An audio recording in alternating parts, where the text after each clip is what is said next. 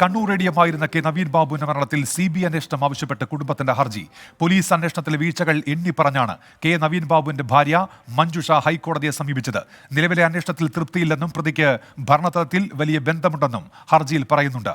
വിശദാംശങ്ങളുമായി എസ് ശ്രീകാന്ത് കൊച്ചിയിൽ നിന്നും സജോ ദേവസ്യ കണ്ണൂരിൽ നിന്നും ചേരുന്നുണ്ട്. ശ്രീകാന്ത്, കുടുംബത്തിന്റെ ആവശ്യങ്ങൾ എന്തൊക്കെയാണ്? ഇന്നിപ്പോൾ ഹൈക്കോടതി മുൻപാകെ നവീൻ ബാബുവിന്റെ ഭാര്യ ഹർജി നൽകിയിരിക്കുന്നു. അതായത് ഇപ്പോൾ നടക്കുന്ന പ്രത്യേക അന്വേഷണ സംഘത്തിന്റെ അന്വേഷണത്തിൽ താൻ തൃപ്തയല്ല, അവരുടെ അന്വേഷണം ശരിയായ ദിശയിലല്ല എന്നുള്ളതാണ് അവരുടെ ആക്ഷേപം. ആ ആക്ഷേപം അവർ കോടതിയിൽ അറിയിച്ചിരിക്കുന്നു. CBI അന്വേഷണം ഈ കേസിൽ വേണം, നീതി കിട്ടണമെങ്കിൽ കേന്ദ്ര ഏജൻസി വരണം എന്നുള്ളതാണ് അവർ ഇപ്പോൾ പറയുന്നത്. അതിന് കാരണമായി ചൂണ്ടിക്കാണിക്കുന്ന പല കാര്യങ്ങളുമുണ്ട്. ഇതിൽ ഈ കേസുമായി ബന്ധപ്പെട്ട പ്രതി CPIMന്റെ സമുന്നതയായ നേതാവാണ്. ഒപ്പം ഭരണതലത്തിൽ വലിയ പിടിപാടുള്ള വ്യക്തിയാണ് അവർ. ഈ കേസ് കേരള പോലീസ് അന്വേഷിച്ചാൽ ഭരണതലത്തിലുള്ള ഇടപെടലിനെ തുടർന്ന് ഈ കേസിൽ തങ്ങൾക്ക് നീതി കിട്ടില്ല എന്നുള്ളതാണ് അവർ കരുതുന്നത്. അതിൻ്റെ അടിസ്ഥാനത്തിലാണ് ഹർജി നൽകിയിട്ടുള്ളത്. മൊഴിയെടുത്തതിലടക്കം വീഴ്ച വരുത്തി അത് വൈകിപ്പിച്ചു എന്നുള്ളതും അവർ ചൂണ്ടിക്കാണിക്കുന്നു. അതായത് ഒരു അട്ടിമറി സംശയിക്കുന്നുണ്ട് ആ കുടുംബം ഈ കേസിൽ. അതിനാൽ CBI എത്തണം എന്നാണ് അവരുടെ ആവശ്യം. ഇനി ഈ കേസിൽ സംഭവിക്കാൻ പോകുന്നത് ഇങ്ങനെയാണ്. സ്വാഭാവികമായും സർക്കാരിനും CBIക്കും നോട്ടീസ് അയക്കും. ഈ നോട്ടീസിന്മേൽ ഇരു കൂട്ടരും മറുപടി നൽകേണ്ടി വരും. ആ മറുപടി കൂടി പരിഗണിച്ച് കോടതി തീരുമാനമെടുക്കും. സർക്കാർ എന്തായിരിക്കും പറയാൻ പോകുന്നത് എന്നത് പ്രധാനമാണ്. കാരണം സർക്കാർ ഈ ഹർജിയെ എതിർത്താൽ ഇതുവരെ സർക്കാർ സ്വീകരിച്ചു പോന്നിരുന്ന നിലപാടുകൾക്ക് കടകവിരുദ്ധമാകും.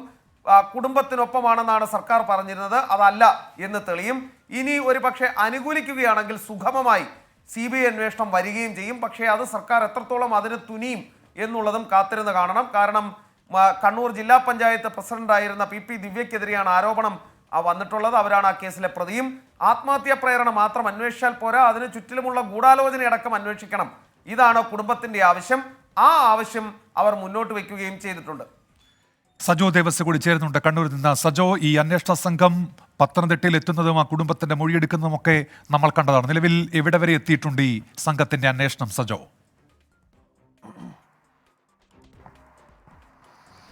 ഉന്മേഷ്, ഇതിലെ ഏറ്റവും പ്രധാനപ്പെട്ട കാര്യം കുടുംബത്തിനൊപ്പമാണ് എന്ന പാർട്ടിയുടെ സംസ്ഥാന നേതൃത്വം, പ്രത്യേകിച്ച് സംസ്ഥാന സെക്രട്ടറിയൊക്കെ അവകാശപ്പെടുന്നുണ്ട്. പലപ്പോഴും അവർ അത് ആവർത്തിച്ച് പറയുകയും ചെയ്യുന്നുണ്ട്. പത്തനംതിട്ടയിലെ പാർട്ടിയുടെ നിലപാടും നമ്മൾ കണ്ടതാണ്. പക്ഷേ ഈ കാര്യത്തിൽ നേരത്തെ CPIMന്റെ കണ്ണൂർ ജില്ലാ സെക്രട്ടറി അടക്കം പറഞ്ഞപ്പോൾ ഇതിൽ വസ്തുതകൾ പുറത്തേക്ക് വരട്ടെ, യഥാർത്ഥ അന്വേഷണം നടക്കട്ടെ എന്നൊക്കെയാണ് പറയുന്നത്. അതായത് എങ്ങും തൊടാതെയുള്ളൊരു നിലപാടാണ് സ്വീകരിച്ചത്. ഈ കാര്യത്തിൽ കുടുംബത്തിന് പൂർണ്ണ തൃപ്തിയില്ല. അതായത് യഥാർത്ഥത്തിൽ ഈ അന്വേഷണം ഇപ്പോൾ പൂർണ്ണമായും പുരോഗമിക്കുന്നത് ആത്മഹത്യാ പ്രേരണ കേസ് എന്ന നിലയ്ക്ക് മാത്രമാണ്. പക്ഷേ കുടുംബം പറയുന്നത് അതിനപ്പുറത്തേക്ക് ഈ കേസിനൊരു തലമുണ്ട്. അതായത് ഇതിൽ കൃത്യമായ ഗൂഢാലോചന നടന്നിട്ടുണ്ട്. ADM നവീൻ ബാബുവിനെ കൈക്കൂലിക്കാരനെന്നും അഴിമതിക്കാരനെന്നും ചിത്രീകരിക്കാനുള്ള ശ്രമം നടന്നിട്ടുണ്ട്. വ്യാജ പരാതികൾ തയ്യാറാക്കിയിട്ടുണ്ട്. വ്യാജ തെളിവുകൾ സൃഷ്ടിക്കുന്നതിന് വേണ്ടിയുള്ള ശ്രമം നടന്നിട്ടുണ്ട്. അങ്ങനെ വരുമ്പോൾ ഇപ്പോൾ നിലവിൽ ഈ കേസിൽ ഒരു പ്രതി മാത്രമാണുള്ളത്. അതായത് ആത്മഹത്യാ പ്രേരണ കുറ്റം. കണ്ണൂർ ജില്ലാ പഞ്ചായത്തിൻ്റെ മുൻ പ്രസിഡന്റ് PP ദിവ്യയുടെ ഒരു പ്രകോപനപരമായ പ്രസംഗം, ആ പ്രസംഗം ആത്മഹത്യക്ക് പ്രേരണയായി. അങ്ങനെ വരുമ്പോൾ അവർ നടത്തിയിട്ടുള്ള ശ്രമങ്ങൾ മാത്രം എന്ന നിലയ്ക്ക് ഒരു പ്രതി മാത്രമാണ് ഇപ്പോഴും ഈ കേസിലുള്ളത്. പക്ഷേ കുടുംബം പറയുന്നൊരു കാര്യം, ഇതിലൊരു ഗൂഢാലോചനാ തലമുണ്ട്. അങ്ങനെ വരുമ്പോൾ ഒന്നിൽ കൂടുതൽ പ്രതികൾ ഉണ്ടാകും. ഉദാഹരണത്തിന് പറയുകയാണെങ്കിൽ ഈ കാര്യത്തിൽ കൈക്കൂലി പരാതി എന്ന നിലയ്ക്ക് ഒരു പരാതിയുമായി, അങ്ങനെ ഒരു അവകാശവാദവുമായി രംഗത്ത് വന്ന TV പ്രശാന്തൻ ഇപ്പോഴും ഈ കേസിൽ സാക്ഷി മാത്രമാണ്. അയാൾ നൽകിയ പരാതി മുഖ്യമന്ത്രിക്ക് നൽകി, അല്ലെങ്കിൽ മുഖ്യമന്ത്രിയുടെ ഓഫീസിന് നൽകി, അല്ലെങ്കിൽ പരാതി പരിഹാര സെല്ലിന് നൽകിയെന്ന് അവകാശപ്പെട്ട പരാതി പോലും വ്യാജമാണ് എന്ന ആരോപണം ഇപ്പോഴും നിലനിൽക്കുന്നുണ്ട്. അതിന്മേലുള്ള വസ്തുതാന്വേഷണം ഇപ്പോഴും നടന്നിട്ടില്ല എന്ന ആക്ഷേപം കുടുംബത്തിനുണ്ട്. അതിൽ SIT പ്രത്യേകിച്ച് എന്തെങ്കിലും റോൾ വഹിച്ചിട്ടില്ല. കുടുംബത്തിൻ്റെ ആവശ്യപ്രകാരമാണ് പ്രത്യേക അന്വേഷണ സംഘം അഥവാ SIT രൂപീകരിക്കപ്പെടുന്നത്. അതിനുശേഷം അന്വേഷണം കാര്യമായി മുന്നോട്ട് പോയിട്ടില്ല. ഗൂഢാലോചന അന്വേഷണം എവിടെ എത്തി എന്നതാണ് കുടുംബത്തിൻ്റെ ചോദ്യം. ഇന്ന് പോലും കഴിഞ്ഞ ദിവസം തന്നെ കുടുംബം Kannur judicial first class magistrate കോടതിയിൽ ഒരു ഹർജി നൽകിയിരുന്നു. ഇന്നാണ് ആ കേസ് കോടതി പരിഗണനയ്ക്കെടുത്തത്. ഈ കേസിലെ തെളിവുകൾ സംരക്ഷിക്കണമെന്നതായിരുന്നു പ്രോസിക്യൂഷൻ്റെ നിലപാട്. തെളിവുകളൊക്കെ കൃത്യമാണ്, അതൊക്കെ സംരക്ഷിച്ചിട്ടുണ്ട്, അതിൽ ആശങ്ക വേണ്ട എന്ന നിലപാടാണ് പ്രോസിക്യൂഷൻ സ്വീകരിച്ചത്. അതായത് 14-ാം തീയതി, അതായത് ഈ വിവാദ യാത്രയപ്പ് നടക്കുന്ന ദിവസത്തെ CCTV ദൃശ്യങ്ങൾ, കളക്ടറേറ്റിലെ CCTV ദൃശ്യങ്ങൾ, കളക്ടറെ മാറ്റണമെന്ന ആവശ്യം അംഗീകരിക്കപ്പെടാത്തതിൽ കുടുംബത്തിന് അതൃപ്തിയുണ്ട്. കളക്ടർ ഈ കേസിലൊരു പ്രധാനപ്പെട്ട സാക്ഷിയാണ്, മൊഴി നൽകിയിട്ടുണ്ട്.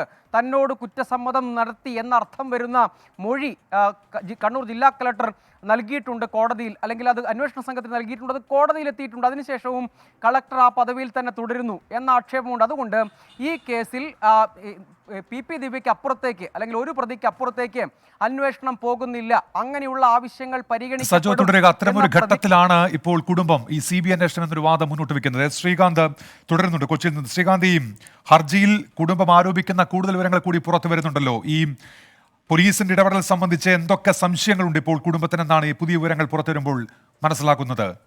ശ്രീകാന്ത്. ഉന്മേഷ, ഗുരുതരമായ ആരോപണമാണ് ഈ വിഷയത്തിൽ കുടുംബം ഉന്നയിച്ചിരിക്കുന്നത്. അതായത് നവീൻ ബാബുവിന്റെ മരണം അത് ആത്മഹത്യ തന്നെയാണോ എന്ന് തങ്ങൾക്ക് സംശയമുണ്ടെന്ന് ആ കുടുംബം ഇപ്പോൾ പറയുന്നുണ്ട്. അതായത് ഗൗരവതരമായ ഗുരുതരമായ ആരോപണം നവീൻ ബാബുവിന്റെ കുടുംബം ആ ഹർജിയിൽ ഉന്നയിച്ചിരിക്കുന്നു എന്നുള്ളതാണ്. കാരണം ഇത് ആത്മഹത്യയാണ് എന്ന രീതിയിലാണ് പോലീസ് കേസെടുത്തതും അന്വേഷണം നടത്തിയതും. അതിനെ തള്ളിപ്പറയുകയാണ് കുടുംബം. അത് സംശയകരമാണ് എന്നിപ്പോൾ ആ കുടുംബം പറയുന്നുണ്ട്. മറ്റൊരു പ്രധാനപ്പെട്ട കാര്യം, ഇൻക്വസ്റ്റ് നടപടികൾ പോലീസ് പെട്ടെന്ന് പൂർത്തിയാക്കി. അക്കാര്യത്തിൽ തങ്ങൾക്ക് സംശയമുണ്ട്. ഇത് എന്തിനങ്ങനെ ചെയ്തു എന്നുള്ളതാണ് അവർ ചോദിക്കുന്നത്. അത് ഗുരുതരമായ കുറ്റകൃത്യം ഇതിന് പിന്നിൽ നടന്നിട്ടുണ്ട്, ഗൂഢാലോചന നടന്നിട്ടുണ്ട് എന്നാണ് അവർ ആരോപിക്കുന്നത്. ബന്ധുക്കളുടെ സാന്നിധ്യം ഈ ഇൻക്വസ്റ്റ് നടപടികൾ ചെയ്യുമ്പോൾ അനിവാര്യമായിരുന്നു, പക്ഷേ അത് ഉണ്ടായില്ല എന്നുള്ളതാണ് ആ കുടുംബം ഹർജിയിൽ പറയുന്നത്. കുടുംബം എത്തുന്നതിന് മുൻപ് ഇൻക്വസ്റ്റ് നടപടികൾ നടത്തി അത് പൂർത്തിയാക്കി എന്നുള്ള കാര്യവും അവർ പറയുന്നുണ്ട്. അതായത് ഇനി കോടതി മുൻപാകെ അവർക്ക് ഇതൊരു CBI അന്വേഷണത്തിലേക്ക് കൊണ്ടെത്തിക്കാൻ പറ്റിയ എല്ലാ സാധ്യതകളും തുറന്നിട്ടുകൊണ്ടാണ് ഈ ഹർജി ഇപ്പോൾ കോടതിയുടെ മുൻപിലേക്ക് എത്തിയത്. ഇത് ആത്മഹത്യയാണോ എന്ന് സംശയമുണ്ട്. പ്രതി CPM നേതാവാണ്, ഉന്നതമായ ബന്ധങ്ങളുണ്ട്, ഭരണതലത്തിൽ ബന്ധങ്ങളുണ്ട്, തന്റെ മൊഴിയെടുക്കുന്നതിൽ താമസം വരുത്തി, ഇൻക്വസ്റ്റ് നടപടികൾ വളരെ വേഗം തിടുക്കപ്പെട്ട് പൂർത്തിയാക്കി. ഇൻക്വസ്റ്റ് നടക്കുമ്പോൾ കുടുംബം ഒപ്പം വേണമെന്ന് നിബന്ധനയുണ്ടായിരുന്നു, അത് അനിവാര്യമായിരുന്നു, അതുണ്ടായില്ല, തുടങ്ങി നിരവധിയായ കാര്യങ്ങൾ ഉന്നയിച്ചുകൊണ്ടാണ് ഇപ്പോൾ ഭാര്യ കോടതിയെ സമീപിച്ചിട്ടുള്ളത്. സർക്കാർ ഇനി എന്ത് പറഞ്ഞ് പ്രതിരോധിക്കും എന്നുള്ളതാണ് കാത്തിരുന്നു കാണേണ്ടത്. ഈ പ്രത്യേക അന്വേഷണ സംഘത്തിൽ വിശ്വാസമില്ല എന്ന് പറഞ്ഞ് അവസാനിപ്പിച്ചുകൊണ്ടാണ് കേന്ദ്ര ഏജൻസി CBIയുടെ അന്വേഷണം അവരാവശ്യപ്പെടുന്നത്.